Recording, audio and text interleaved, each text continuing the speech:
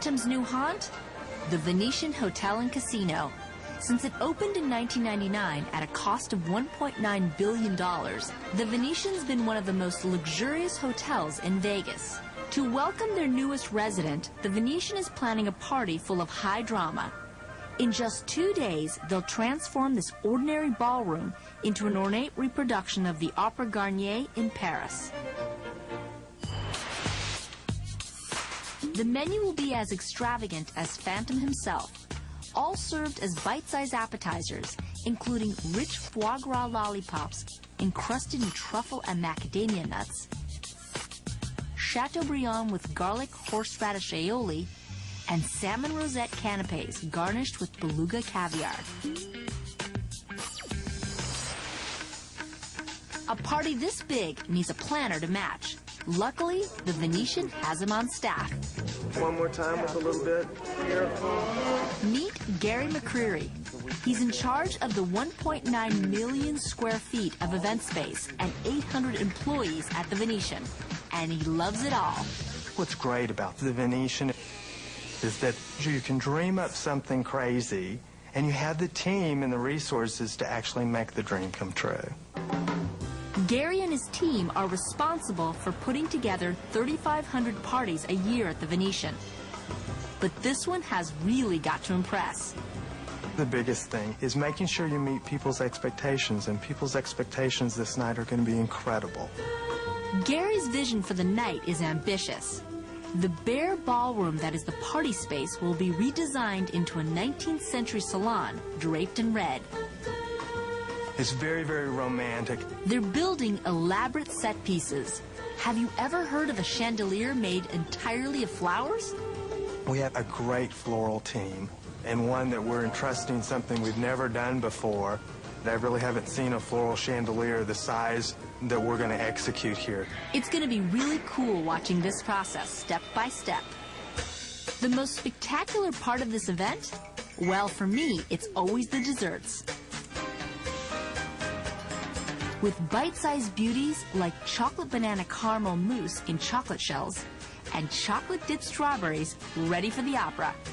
From artisanal bread and cheese displays with romantic details to Gothic handcrafted raspberry trees that are as much art as sweet. This food isn't just delicious, it has grand presence. Phantom is just about this incredible opulence. We're taking and setting out buffets that harken back to the French court of Louis XVI. We're replicating that opulence of Phantom through the food. Equally as theatrical as the set design is the food preparation. Meet executive chef Olivier Dubril, who's run kitchens for Club Med and been executive chef at Paris, Las Vegas. Well, don't feed them too much because, we want a little bit of the crisp on the outside. I think what's great about working with Olivier, he has an incredible ability to also think outside the box. I like to work with Gary because it's a great team, because we are always trying to come up with new things, a new idea, a new concept, and go the extra mile all the time. We had to create new dishes and a new way of presenting. We have to challenge ourselves. Chef Olivier's food is like him, firmly French, but with a playful American edge. I couldn't wait to see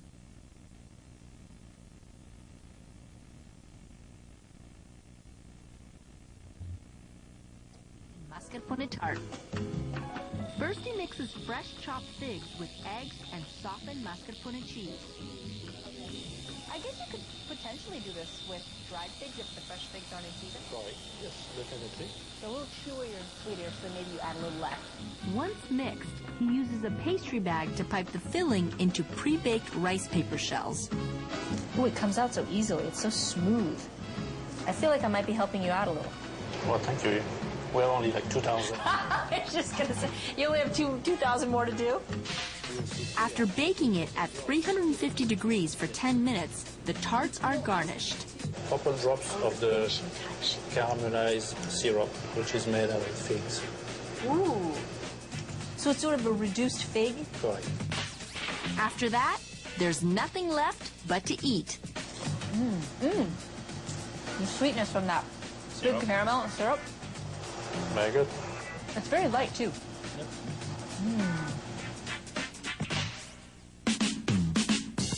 The kitchen will be bustling all night making 2,000 of these. As the production team dresses the room in red, carves the ice sculptures, and figures out a way to make a chandelier out of carnations, something they've never tried before. Next on Behind the Bash.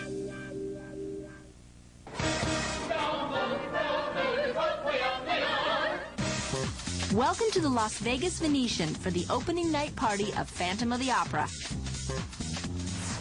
It took a lot of effort to get Venice to Vegas. And when they were designing the Venetian, teams of architects and artists were sent to Italy to get the details just right. And you know what?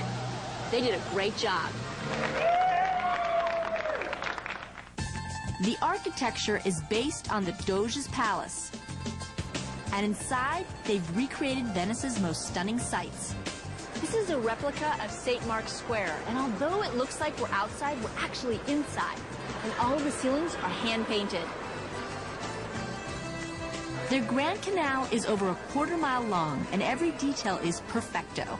From high-end shops that Milan would envy, to street performers and authentic Italian gelato.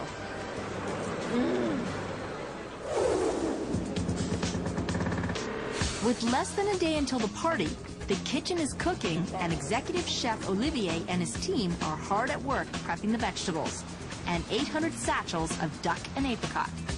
Manu, don't forget to garnish, huh? It's not Paris. To add opulence to the buffet, professional carver Modesto will create drama using wheels of Parmesan cheese. So what are you carving here? Parmesan cheese? Yes, Parmesan cheese, but I'm gonna make like face of the phantoms. Modesto's carved portraits of the Phantom and Christine will decorate the lavish cheese tables at the party. How long does it take you to carve one of these? 2 hours. So about 2 hours 2 hours. to do a whole wheel. A whole wheel!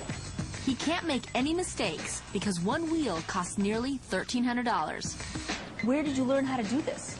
I used to do wood carvings in the Philippines, like my grandfather, my dad, and me. So you're a third-generation wood carver. The secret to a great carver is that they start with wood. Can I steal a little piece of Parmesan cheese before I leave? Cheese. Thank you very much. If you think that's amazing, wait till you see Modesto's ice sculptures. We'll check on those later. In the ballroom, things are still in pieces, but Gary's working to put it all in place. Chandelier needs to drop right about here. Yeah, we've got to make sure it's got to be perfect. Today was mainly getting all of the draping up throughout the room and actually getting all of the staging in. That was our big goal, and we're coming along with that great. Gary has some incredible visions for this event. One of them is a floral chandelier that he first sketched on a napkin.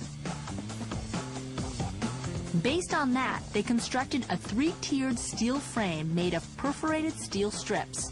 You wanted something a little different for this chandelier at the beginning. Exactly, and we had this grandiose idea that we're going to bring in this huge chandelier, but we got the pricing back and it just didn't fit into the budget. Right. Instead, we came up with this floral chandelier. Each flower is being fitted into the frame by hand. Oh, look, so the carnations are glued on the Yes. inside. And the glue serves another purpose. It actually will seal the carnation so it stays fresh longer. Oh, wow. Who knew that? They're using over 20,000 carnations to make the chandelier a reality. Creating something from one man's imagination has been the challenge. We'll keep our fingers crossed and see how this works out in the end. In the meantime, I'll sample tomorrow's desserts. Oh, hazelnut on top. Chocolate and hazelnut, my favorite combination. Caramelized. You having one? No. I'm going to have one because, of course, the hazelnut just fall on this one, so we cannot have that. The man responsible for these delicacies, executive pastry chef Long Nguyen, a legend at the Venetian. Oh, wow. Look at that. Born and trained in Vietnam, Chef Long's heritage influences many of the desserts they're serving. But what Chef Long's best known for is his artistry. This tree will add theatrical presence to the buffet table. Branches on these delicate trees are coated in sugar and painted with coffee extract. Raspberries are fastened to the branches with melted chocolate, then hand-painted white chocolate leaves. Completing the look, the Phantom's mask. Do you have a mold for this mask, Chef?